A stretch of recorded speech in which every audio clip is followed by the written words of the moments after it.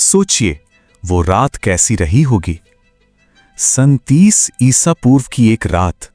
जगह अलेक्जेंड्रिया का शाही महल। बाहर रोमन सेना का कब्जा था और अंदर दुनिया की सबसे ताकतवर रानियों में से एक क्लियोपेट्रा अकेली थी।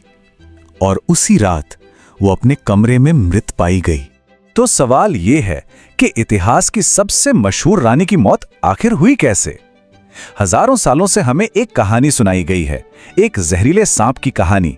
लेकिन क्या यही पूरा सच है, या फिर ये एक ऐसी साजिश थी जो 2000 सालों से इतिहास के पन्नों में कहीं छिपी हुई है? चलिए इस रहस्य की तह तक चलते हैं। सीधे पहुंचते हैं उस कमरे में जहां रोमन गार्ड्स ने इतिहास के सबसे बड़े रहस्यों में से एक का दरवाजा खोला था। जरा उस मंजर को सोचिए। जब पहरेदार दरवाजा तोड़कर अंदर घुसे होंगे तो वो वहीं जम गए होंगे। रानी अपने शाही बिस्तर पर लेटी थी, एकदम शांत, बिना किसी हरकत के। उसके चेहरे पर दर्द या डर का कोई नामो निशान नहीं था। बस एक गहरी, बहुत गहरी शांति थी, जैसे कोई सो रहा हो। उसकी एक वफादार सेविका इरिस उसके पैरों के पास बेजान पड़ी थी, और दूसरी चार्मियन, वो अभी भी खड़ी थी लेकिन बुरी तरह लड़खड़ा रही थी। एक सैनिक ने उसे देखकर चिल्लाते हुए पूछा, चार्मियन, क्या यह सब ठीक है? और चार्मियन ने जो जवाब दिया वो आज तक गूंजता है। उसने कहा, बिल्कुल ठीक, और एक महान रानी के बिल्कुल लायक। ये कहते ही वो भी जमीन पर गिर पड़ी। उसके ये आखिरी शब्द अपने आप में एक पहेली थे। तो दुनिया को क्या कहानी बताई गई? कहानी ये थी कि क्लियोपाट्रा ने अंजीर से भरी एक टोकरी मंगवाई थी और उसी में छिपाकर एक जहरीला सांप लाया गया था, जिसके काटने से उसकी मौत हुई। ये कहानी इतनी पॉपुलर हुई कि सदियों तक लोग इसी को सच मानते रहे। लेकिन यहीं पर एक बहुत बड़ा सवाल खड़ा होता है। क्या यह कहानी सच में गले उतरती है? क्या एक सांप के जहर से इतनी शांत, इतनी सुकून भरी मौत मुमकिन है? और वो भी एक नहीं बल्कि तीन लोगों की। तो अब चलिए साइंस और लॉजिक की मदद से इस सांप वाली कहानी की परतें खोलते हैं, वो कहानी जो सदियों से हमारे दिमाग में बैठी हुई है। देखिए, आज की साइंस इस कहानी को सिरे से खारिज करती है। एक इजिप्शियन कोबरा का जहर जानलेवा तो होता है, लेकिन वो मौत, वो शांतिपूर्ण तो बिल्कुल नहीं होती। उसका जहर भयानक दर्द देता है, उल्टियां होती हैं, पूरे शरीर में ऐंठन होती है और आखिर में इंसान तड़प तड़प कर दम तोड़ता है। ये उस शांति से बिल्कुल अलग है जो क्लियोपेट्रा के चेहरे पर थी। और ये सोचना कि एक सांप 3 लोगों को एक एक करके डसेगा, ये तो लगभग नामुमकिन है। तो अगर सांप नहीं तो फिर क्या? एक जर्मन हिस्टोरियन हैं डॉक्टर क्रिस्टोफ शिफर। उन्होंने एक नई थ्योरी सामने रखी। उनकी रिसर्च के मुताबिक क्लियोपेट्रा ने जहर पिया था। कोई आम जहर नहीं, बल्कि अफीम, हिमलॉक और एकोनाइट का एक बहुत ही सोफिस्टिकेटेड कॉकटेल। एक ऐसा मिक्सचर जो कोई दर्द नहीं देता, बस धीरे धीरे इंसान को गहरी नींद में ले जाता है। ऐसी नींद जिससे कोई कभी नहीं जागता। लेकिन रुकिए, इस थियरी में भी एक बहुत बड़ी प्रॉब्लम है। रोमन गार्ड्स को क्लियोपेट्रा के कमरे से न तो कोई जहर की शीशी मिली, न कोई प्याला। जहर का कोई नामो निशान नहीं था। तो अगर उसने जहर पिया था तो सबूत कहां है? ये रहस्य तो और भी गहरा हो गया। इस गुत्थी को सुलझाने के लिए हमें उसकी मौत से थोड़ा पीछे उसकी जिंदगी में झांकना होगा। क्लियोपेट्रा के आखिरी फैसले को समझने के लिए हमें उस रानी को समझना होगा जो सिर्फ एक शासक नहीं, बल्कि एक कमाल की रणनीतिकार थी।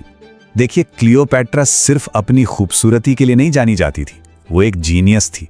वो 1-2 नहीं बल्कि 9 अलग अलग भाषाएं बोल सकती थी। उसे पॉलिटिक्स और फिलॉसफी की गहरी समझ थी। अपनी पूरी जिंदगी उसने हर चाल सोच समझ कर चली थी। उसकी पूरी जिंदगी एक शतरंज की बिसात जैसी थी।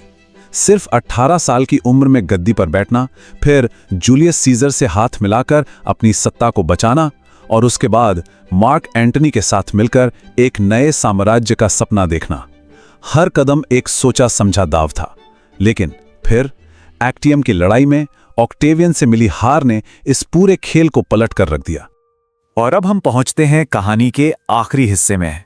वो तनाव भरे, वो मुश्किल दिन जब दुनिया की सबसे शक्तिशाली रानी अपने ही महल में एक कैदी बनकर रह गई थी। एक्टियम में हार के बाद सब कुछ बहुत तेजी से बिखरने लगा। मार्क एंटनी ने क्लियोपैट्रा की मौत की झूठी खबर सुनी और अपनी ही तलवार पर गिरकर जान दे दी। ऑक्टेवियन के सैनिक क्लियोपैट्रा के आखिरी ठिकाने तक पहुंच गए और उसे बंदी बना लिया।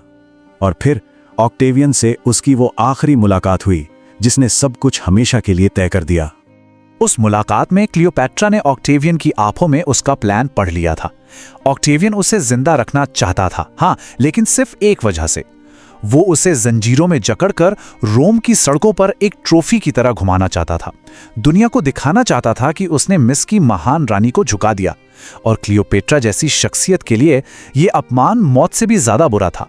और यहीं से ये कहानी हार की नहीं रहती, ये कहानी बन जाती है क्लियोपैट्रा की आखिरी और शायद सबसे बड़ी जीत की। तो अब मैदान में दो इच्छाएं थीं, दो जिद थीं।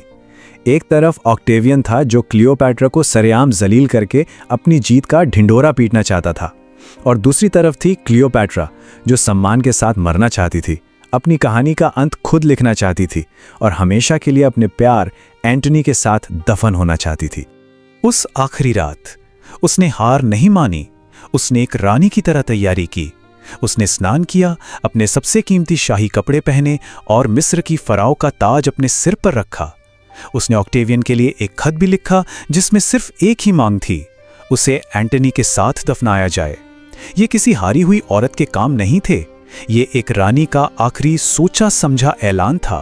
पर क्या हो अगर कहानी में एक और मोड़ हो? कुछ इतिहासकार ये भी मानते हैं कि क्लियोपैट्रा ने खुदकुशी नहीं की, बल्कि ऑक्टेवियन ने उसे मरवाया। क्यों? क्योंकि एक जिंदा क्लियोपैट्रा कैद में भी बहुत खतरनाक थी। ऑक्टेवियन को डर था कि रोम के लोग उसे देखकर शायद उसके लिए हमदर्दी महसूस करने लगे। तो क्या वो अंजीर की टोकरी क्लियोपैट्रा ने नहीं बल्कि ऑक्टेवियन ने भिजवाई थी? ये एक ऐसा सवाल है जिसका जवाब शायद कभी नहीं मिलेगा। आखिर में सच चाहे जो भी हो, एक बात तो तय है, ऑक्टेवियन ने मिस्र जीत लिया, लेकिन वो क्लियोपैट्रा को कभी नहीं जीत सका। अपनी मौत का तरीका और वक्त खुद चुनकर क्लियोपैट्रा ने ऑक्टेवियन को उसकी सबसे बड़ी जीत से महरूम कर दिया। वो उसकी जंजीरों से आजाद हो गई और हमेशा हमेशा के लिए एक लेजेंड बन गई। तो आखिर कौन थी असली क्लियोपैट्रा? एक बेबस शिकार, एक माहिर रणनीतिकार, या फिर एक अमर कहानी? शायद ये सवाल हमेशा एक सवाल ही रहेगा, लेकिन उसने एक बात साबित कर दी कि असली ताकत सिर्फ जंग जीतने में नहीं होती। असली ताकत उस इरादे में होती है जो मौत के सामने भी झुकने से इनकार कर दे।